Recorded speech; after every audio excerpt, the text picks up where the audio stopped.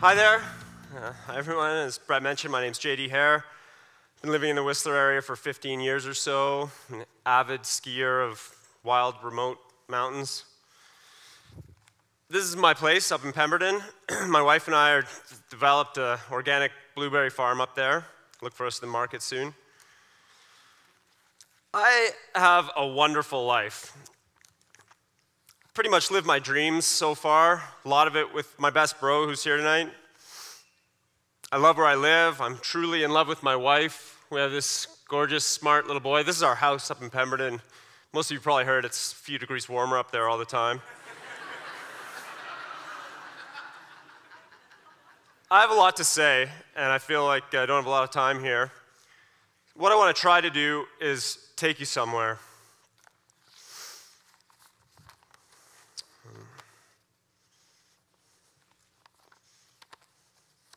These first slides that we're looking at are just some highlights, art photos. The second half of it are going to show the photos of the story I'm going to try to tell you. I'd like everybody to just actually close your eyes for a second. I'm going to do it. I'm alone. It's pitch dark. The wind is howling. I'm at the end of my rope again, and I still can't see the bottom. I'm in the Tantalus with my good friend Joe Lax. We got up at about 3 a.m., climbed Alpha, and skied our northeast ridge. Alpha's Ivory Shoulder. It's the line I've been dreaming about for as long as I've been out here, staring up at it from the highway. And it was amazing, one of the top runs of my life. Felt like I was on a big puffy cloud, walking down a golden staircase all the way to the valley. And then we skied a couple more 1,000 feet and got a bump back up to the Jim Haberl hut. Had a really nice, relaxing lunch in the sun there.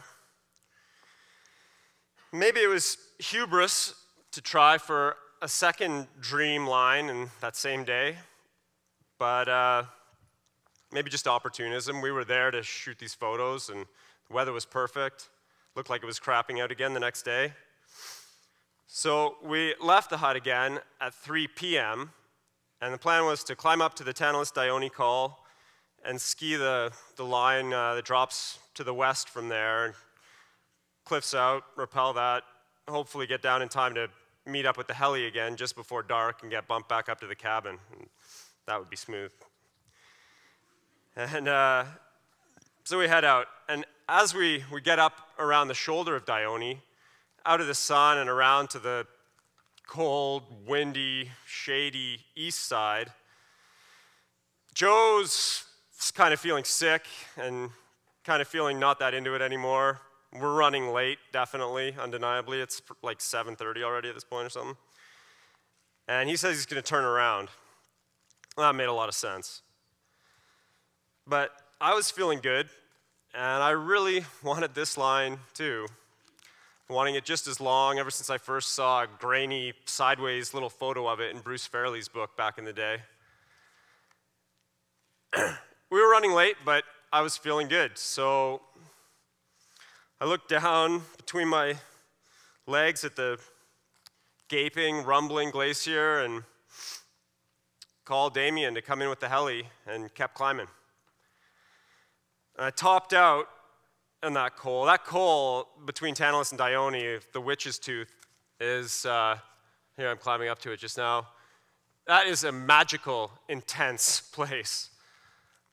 I topped out with the wind howling just in time to see the sun smashing down into the island mountains, and Damien hanging out of the Long Ranger, taking pictures of me, close enough to high five. I felt at that point like I was sitting on a golden throne. But now we're dangling on the end of that rope again, hanging in the dark. I knew I was going to have to rappel, maybe even twice, but it's notoriously difficult to gauge the size of features like cliffs or whatever, looking out from a heli. And the problem is here that the rock on this side of the mountain is incredibly tight, way more compact than I was expecting to see or whatever. at the base of the chute, my first rappel, I got a good bomber knife blade in. I was happy with, but I didn't really want to go off just that, so I took the time to bury a snow picket in beside it and equalize them, and I rappelled off that. And then I got to the end of the rope, and it's already starting to get dark, and there was nothing there for my second rappel. I spent probably half an hour, didn't feel like that, but probably half an hour scraping away all this verglass and ice and clawing at it and searching for something to put a piton into or hang a nut, and there was nothing. So what there was this one kind of ice hose. So I put the one ice screw that I brought, plugged it into that, and wrapped off that into the dark. And at the end of that rope, that's where we are. That's where we're hanging. At the end of that second rope length, again, there's nothing. Now it's totally pitch dark. The heli's long gone. Hopefully Joe and Damien are back at the cabin. There's absolutely no cell or radio service at all, like trapped in that dark coffin. And I'm scraping and scratching and starting to lose it a little bit. I'm thinking about my wife, how pissed off she'd be if she could see where I was, thinking about my little guy who's just starting ski lessons now.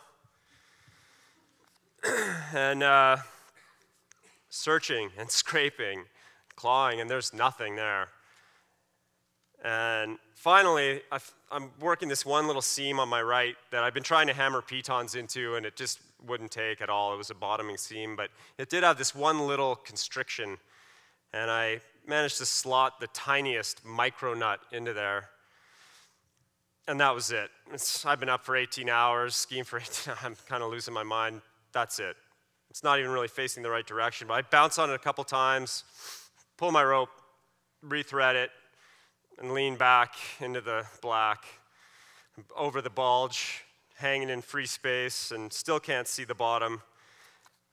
And what's really bothering me is that I absolutely love this shit. It's pretty much my life. It's who I am. What am I going to do?